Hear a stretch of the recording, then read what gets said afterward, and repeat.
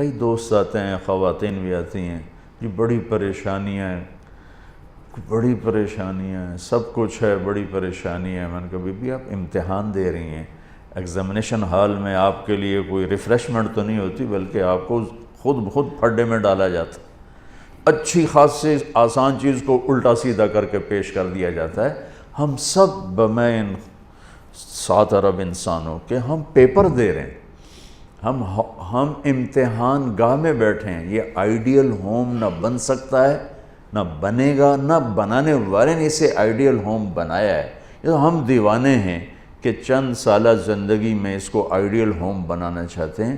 گزرگاہ ہے، مسافر خانہ ہے، اور اس پر زائد کیا ہے، لِيَبْلُوَكُمْ أَيُّكُمْ أَحْسَنُ عَمَلًا، کہ اس نے اس لیے ہمیں پیدا کیا ہے کہ ہمیں دیکھنا چاہتا ہے کہ اپنے عمل کو خوبصورت کون بناتا ہے اور دنیا کے ٹھیکروں پہ کون بک جاتا ہے، اپنی شخصیت کو کون بناتا ہے اور چیزوں پر کون بک جاتا ہے۔ یہ پیپر ہو رہا ہے۔ اب وہ پیپر کیسے حل کرنا ہے، یہ علم ہمارے پاس کوئی نہیں ہے۔ اس کے لیے 1,24,000 انبیاء کو اللہ نے بھیجا کہ جاؤ انہیں بتاؤ کہ پیپر حل کیسے کرنا۔ تو سب سے آخر میں اللہ نے جناب رسول اللہ صلی اللہ تعالی علیہ وسلم کو دنیا میں مبعوث فرمایا، آخری کتاب، آخری نبی، آخری رسول۔ تو آپ کا مشن بھی یہی تھا کہ زندگی کیسے گزارنی ہے۔ پچھلی کتابوں سے اب چونکہ آپ وجہ کائنات ہیں، ابو ہریرہ نے ایک دفعہ آپ سے پوچھا یا رسول اللہ آپ کو نبوت کب ملی تھی؟ تو ابھی ربیع الاول گزرا ہے،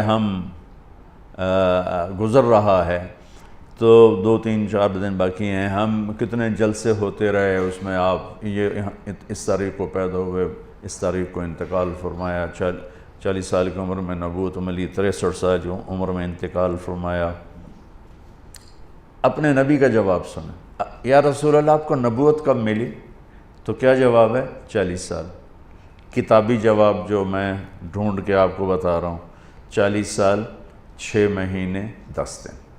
اور یہ کیلکولیشن ہے محرم، صفر، ربیع الاول کے لحاظ سے، دسمبر، جنوری، فروری کے لحاظ سے نہیں، اس لحاظ سے عمر اور کم ہوگی۔ 40 سال 6 ماہ 10 دن۔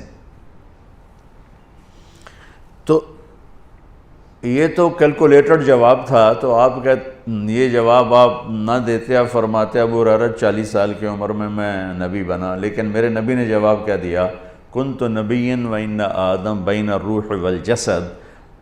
ابو ہریرہ ابھی آدم کی مٹی اکٹھی نہیں ہوئی تھی اور میں نبی بن چکا تھا۔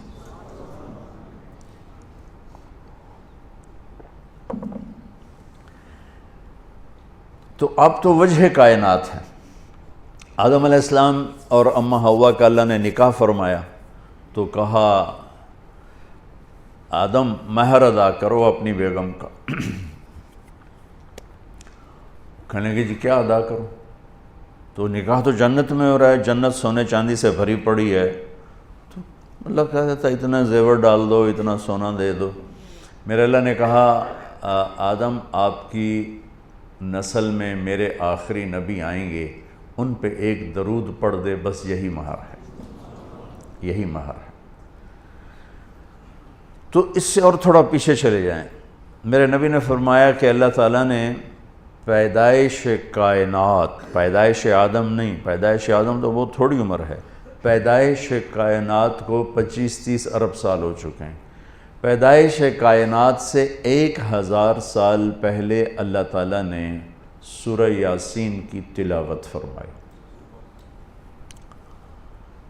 ایک حدیث اور جوڑ دوں ساتھ، میرے نبی نے فرمایا ان لی عند اللہ 10 اسماء، میرے اللہ نے 10 نام رکھے ہیں، میں محمد، احمد، ماحی، حاشر، عاقب، فاتح، خاتم، ابو القاسم، طٰہٰ، یاسین۔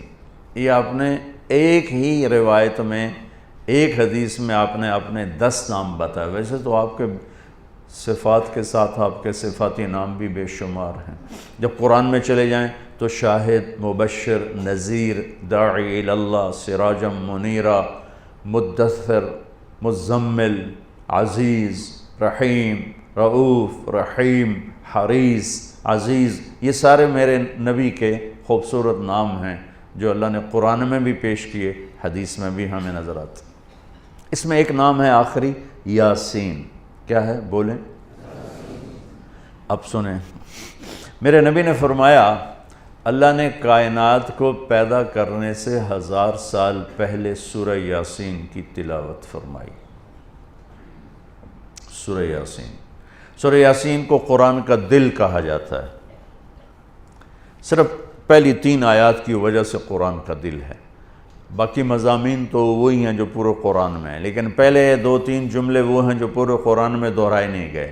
یاسین، اب آپ اپنے نبی کا نام ذہن میں رکھیں، میرا اللہ کہہ رہا ہے یاسین، اور یہ تلاوت ہو رہی ہے پیدائش کائنات سے 1000 سال پہلے۔